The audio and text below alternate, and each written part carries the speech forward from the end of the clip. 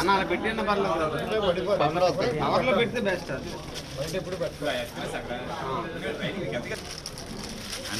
Dollar పెడుతుంది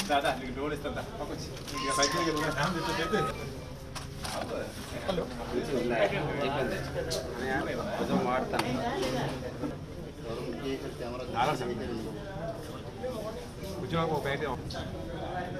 అప్పు మాకు ఎవలేదు సాక్షికి వచ్చింది వాళ్ళందరూ వీడియోలు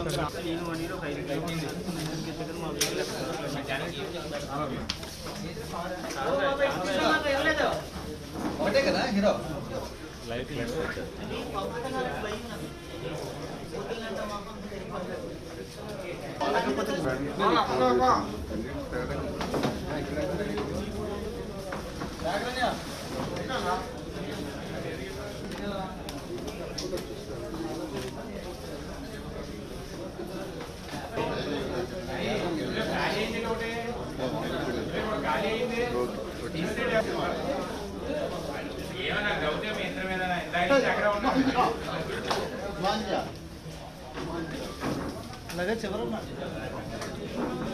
ఇచ్చి లేకపోతే చేయించుకుందానికి ఇచ్చి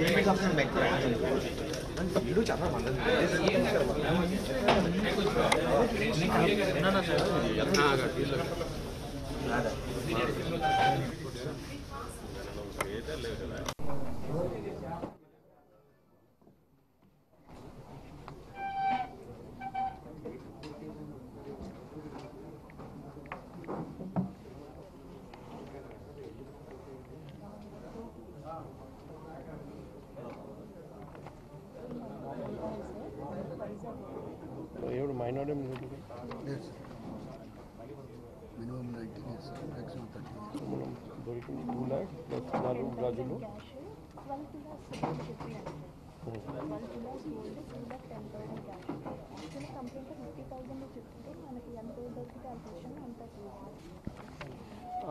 అందరికీ నమస్కారాలు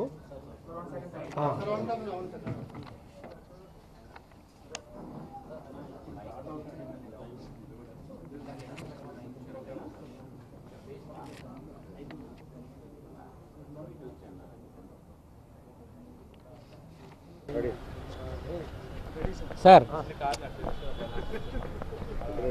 ఓకే ఇంటికి ఆధారంగా ఉండాల్సిన మనవడే ముద్దాయిగా మారాడు. ఇది ఎక్కడో కాదు, విశాఖలో కంచరపాలెం పోలీస్ స్టేషన్ పరిధిలో. అసలు ఈ కేసుకు సంబంధించిన పూర్తి వివరాలు మనతో పాటుగా నగర పోలీస్ కమిషనర్ డాక్టర్ శంకాభృత బాక్షి ఉన్నారు. ఆయన అడిగి మరిన్ని విషయాలు తెలుసుకుందాం. సార్ అసలు ఏంటి ఇంట్లో ఆధారంగా అంటే పెద్ద దిక్కుగా ఉండాల్సిన మనవడే దొంగగా మారడానికి ఏంటి సార్ కథ ఏంటి?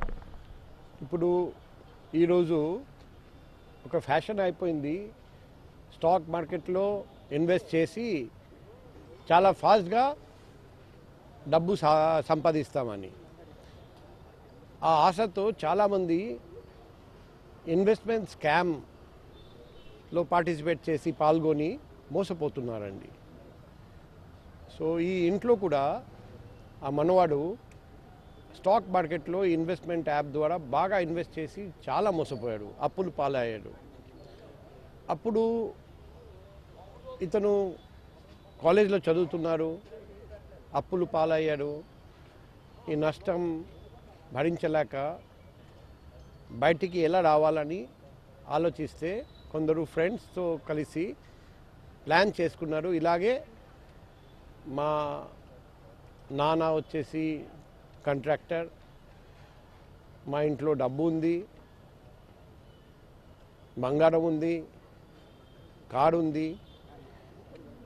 సో మా ఫ్రెండ్స్ ద్వారా ఇంట్లో ఒక రాబరీ ప్లాన్ చేసి ఆ అమౌంట్తో ఈ నష్టం కొంతవరకు కంపెన్సేట్ చేయొచ్చు. అందుకే ఆ పర్టికులర్ డేట్ డాడీ కూడా ఇంట్లో ఉండరు. ఆ రోజు నువ్వు ముగ్గురు రావాలి, నన్ను కట్టేసి బంధించి నా గ్రాండ్ మదర్ని కూడా అలాగే బంధించి అన్నీ తీసుకెళ్ళాలి. అదృష్టవస్తుతో ఆ రోజు అంత డబ్బు కూడా మామూలుగా ఉండదు. కానీ పెళ్ళి ఫంక్షన్కి వెళ్ళారట. సో ఆ డబ్బు కూడా పెట్టారు ఇంట్లో. బంగారం కూడా ఎక్కువ పెట్టారు, 12 తులాలు బంగారం. అదే మాదిరిగా 2,10,000 క్యాష్. ఇదంతా వాళ్ళకు దొరికింది. వాళ్ళు అందరూ ముసుగు ధరించి వచ్చారండి. ఈ ప్లాన్ ఎక్కడి నుంచి అసలు వాళ్ళకి, అంటే ఆ సోర్స్ ఎక్కడి నుంచి వచ్చింది?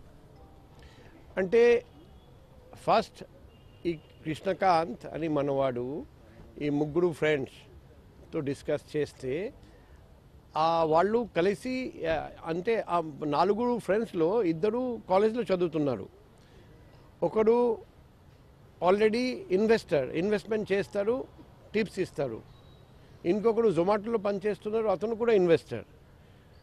సో వాళ్ళు అందరూ కలిసి ఈ ప్లాన్ చేస్తారు. ఎందుకంటే ఇన్వెస్ట్మెంట్ స్టాక్ మార్కెట్లో మనకు గ్యారంటీ లేదు, అది ప్రాఫిట్ వస్తుందో నష్టం వస్తుందో. అందుకే ఇలా చేస్తే నీ ఇంట్లో బాగా డబ్బు ఉంది, నువ్వు డబ్బు గల వ్యక్తి నీ ఫ్యామిలీలో ఉన్నారని, సో మేము ఈ రాబరీ స్టేజ్ చేస్తాం, ఆ డబ్బు మేము కంపెన్సేట్ చేస్తాం నష్టం అని ప్లాన్ చేసుకున్నాం. కృష్ణకాంత్కి ఎంతవరకు అప్పులు ఉండే అవకాశం ఉంది? మీరు మీ ఇన్వెస్టిగేషన్ అదేమైనా చేశారా సార్?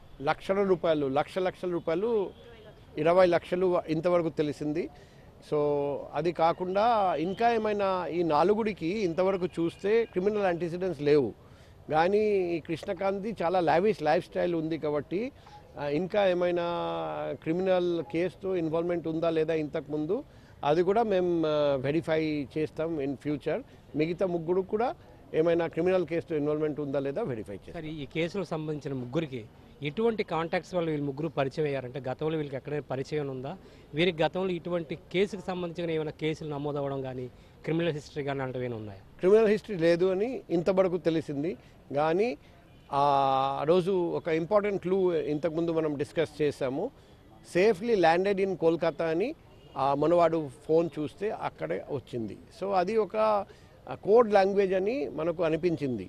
ఇంకొకటి మనకు ఎలా డౌట్ వచ్చిందంటే, నేరుగా 3 ముసుగు ధరించి రావడం, ఆ ఇంటికి రావడం, యాజ్ ఇఫ్ వాళ్లకు ముందుగానే తెలుసు ఆ ఇంట్లో ఆ లేడీ మనవాడు తప్ప ఎవరు ఉండరు, అంత డబ్బు ఉంటుంది, అంత బంగారం ఉంటుంది. సో ఎవరైనా ఇంటి దొంగ ఉన్నారని ఫస్ట్ డే నుండి మేము అనుకున్నాము. కానీ హిందీలో మాట్లాడి కొంచెం మిస్లీడ్ చేయడానికి ప్రయత్నం చేయడం, తర్వాత ఈ ఏమో చూస్తే తిరుపతిలో అలా జరిగింది, పార్వతీపురం మన్యంలో జరిగింది, అది హిందీలో మాట్లాడాడు కాబట్టి నార్త్ ఇండియన్ గ్యాంగ్ ఉండొచ్చు, ఇవన్నీ మేము అనుకున్నాము. కానీ ఆ ఇంటి దొంగ ఉండొచ్చు ఆ క్లూ. తర్వాత మొబైల్ స్క్రూటినైజ్ చేస్తే ఈ మెసేజ్ కనపడడం, అప్పుడు డౌట్ ఇంకా మన కన్ఫర్మ్ అవుతూ ఉంటే మనం గట్టిగా ఇంట్రోగేట్ చేస్తే బ్రేక్ అయ్యారు. అక్కడి నుండి మనకు తెలిస్తే అది ముద్దాయిలు ఆ లోపల అంతా తీసుకుని పాడిపోయారు. మేము చాలా 2 రాష్ట్రాలు వెతికి తీసుకొచ్చాము. సార్, ఇలా విలాసవంతమైన జీవితాన్ని గడపడానికి ఇలా డబ్బులు దొంగతనం చేయడం లేకపోతే నేరాలకు పాల్పడే వారిపైన మీరు ఇచ్చే సందేశం ఏంటి? ఇప్పుడు జాతిపిత మహాత్మా గాంధీ చెప్పిన మాట ఒకటి మనం అందరం గుర్తుపెట్టుకోవాలి. There is enough in this world for everyone's need, but not enough for everyone's greed. So విలాసవంతమైన జీవితం గడపాలంటే తప్పు చేసుకోవాల్సి వస్తుంది, నేరం చేసుకోవాల్సి వస్తుంది. కానీ మర్యాదగా జీవించాలంటే మనకు భగవంతుడు ఎంత ఇచ్చారో ఆ అమౌంట్తో మనం హాయిగా జీవించవచ్చు. కాబట్టి మనం నిర్ణయం తీసుకోవాలి, మాకు ఎటువంటి జీవితం కావాలి, మర్యాదగా జీవించాలా లేకపోతే నేరం చేసి విలాసవంతమైన జీవితం కోసం ప్రయత్నం చేయాలా. అది ఇంట్లో ఏదైతే ఈ స్టాక్ మార్కెట్ సంబంధించిన అప్పులు చేయడం వల్లే ఇటువంటి దురాశ కలిగింది, దొంగతనాలకు పాల్పడ్డారు, స్నేహితులతో కలిసి విధమైన దొంగతనాలకు పాల్పడి అడ్డంగా దొరికిపోయాడు. కాబట్టి అత్యాశకు పాల్పడొద్దు, ఇటువంటి నేరాల్లో మీరు తలదూర్చుకోవద్దంటూ కూడా సిపి చెప్తున్నారు. వీడియో జర్నలిస్ట్ విజయ్తో సతీష్, ఏబిఎన్ ఆంధ్రజ్యోతి, విశాఖ నుంచి.